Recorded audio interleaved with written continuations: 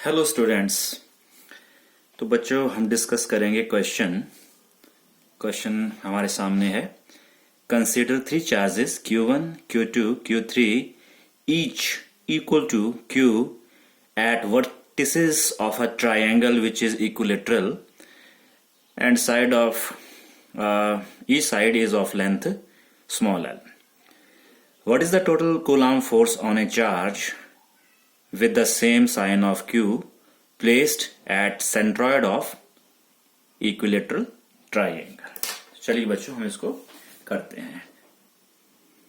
देखिए सबसे पहले हमारा पॉइंट यह है कि हमारे पास जो ट्राइंगल होने वाला है इक्विलेटरल ट्राइंगल होने वाला है। तो हम थोड़ा सा यहाँ पे इसे ड्रॉ कर लेते हैं। इक्विलेटरल ट्राइंगल हम बना लेते हैं जिसके सभी साइड्स सेम लेंथ के होंगे और क्वेश्चन में गिवन भी है ये लेंथ L होने वाली है, ये लेंथ भी L है, ये लेंथ भी L है। 60 डिग्री 60 डिग्री 60 डिग्री के एंगल होने वाले हैं। चलिए हम इसको पॉइंट A मान लेते हैं, इस वर्टिस को इसे B मान लेते हैं, इसे C मान लेते हैं। तो पॉइंट A के ऊपर जो चार्ज है वो Q1 चार्ज है।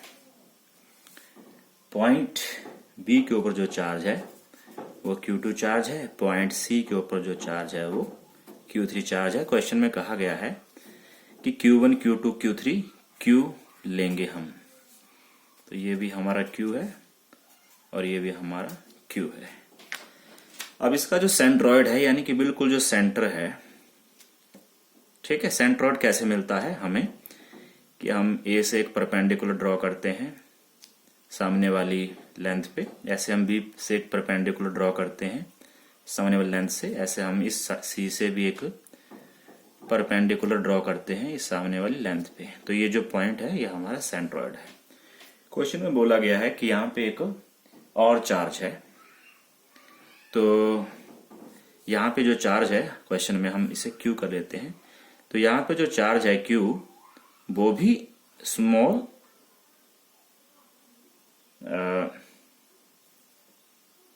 हाँ उसमें लिखा है कि उसका नेचर भी वही है जो इस Q का नेचर है। तो एज्यूम कर लेते हैं ये सारे हमारे पॉजिटिव हैं। तो हमारे पास ये Q है इस पॉइंट पे, ये भी पॉजिटिव है सेंट्रॉइड पे, यानी ये पॉइंट हमारा है O। तो चार्ज हमारा प्लस Q O पे है। चलो यहां तक तो बात हो गई। अब देखिए आगे क्या होने वाला है। तो हम पता करेंगे इस पॉइंट पे जो चार्ज ये है इस पे टोटल फोर्स कितनी लग रही है। अब ध्यान सुनना, जो हमारे पास ये डिस्टेंस है OA और ये OB और ये OC बराबर है। यहां लिख देता हूं कि OA, OB और OC जो है वो बराबर हैं। इसे हम एज्यूम कर लेते हैं कि ये R है, ठीक है ना बच्चों। अच्छा अब देखिए ये अगर प्लस है ये प्लस है तो फोर्स कहां लगेगी, इस डायरेक्शन में लगेगी, ठीक है। तो हम इसे क्या कंसीडर कर लेते हैं, F1 कंसीडर कर लेते हैं और ये वेक्टर है।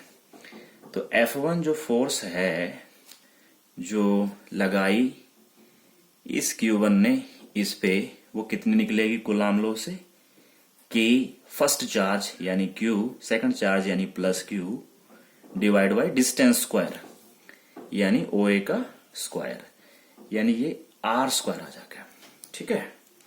इसका डायरेक्शन कहाँ है, from A point two O point, ठीक है।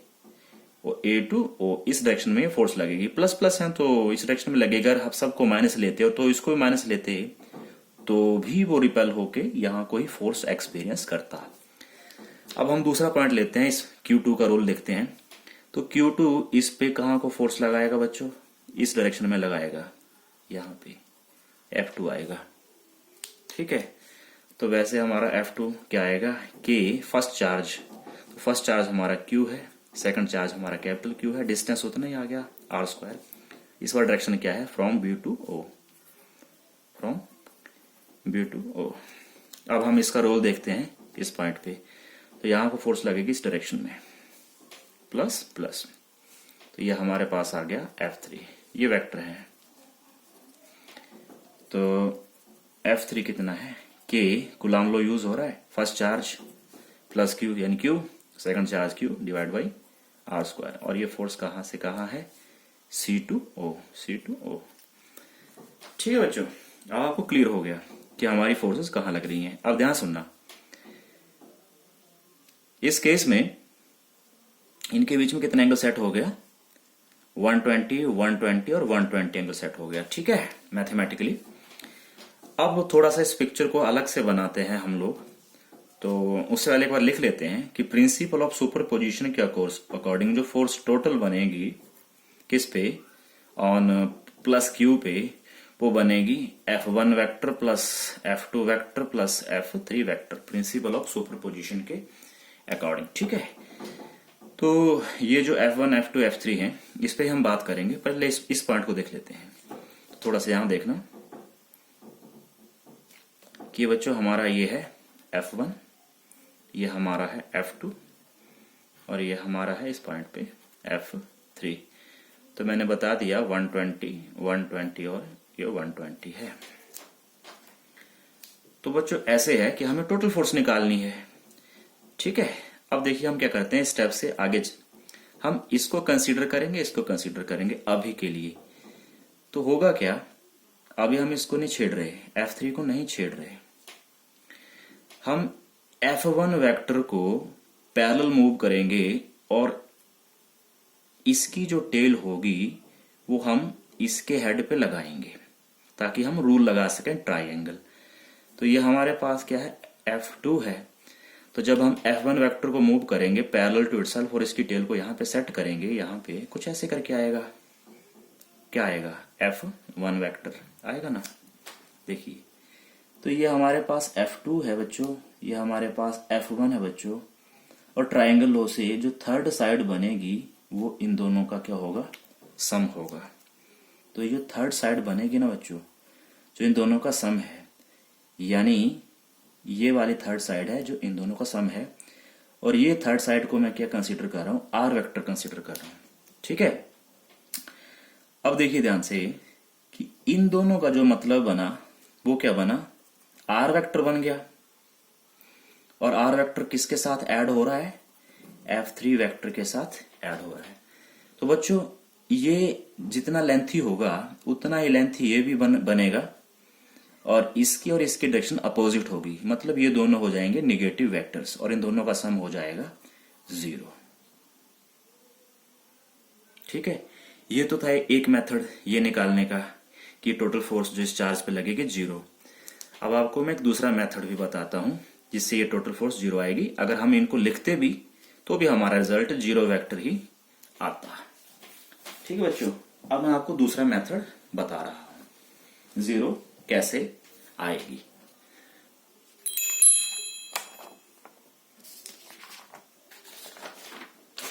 देखिए ध्यान से, तो अभी के लिए मैंने क्या किया था मैंने आपको बोला कि एक वेक्टर यहां पे बनाया मैंने, एक वेक्टर यहां पे बनाया और एक वेक्टर मैंने यहां पे बनाया। ये F3 था, ये F2 था और ये F1 था। इन सब के बीच में एंगल कितना था, एक दूसरे के साथ 120 डिग्री एंगल पे ये थे। अब आपको पता है साफ, हमने प्रीवियस स्टडी में किया है, जैसे मान लो ये 10 न्यूटन का फोर्स है और ये भी 10 न्यूटन का ही फोर्स है, इनके बीच में एंगल 90 है। ये ईस्ट डायरेक्शन में है और ये मान लेते हैं नॉर्थ में। तो इनका जो टोटल फोर्स बनेगा वो यहां पे आएगा, और टोटल फोर्स का डायरेक्शन एंगल कितना होगा, ये 45, ये भी कितना होगा, 45 होगा।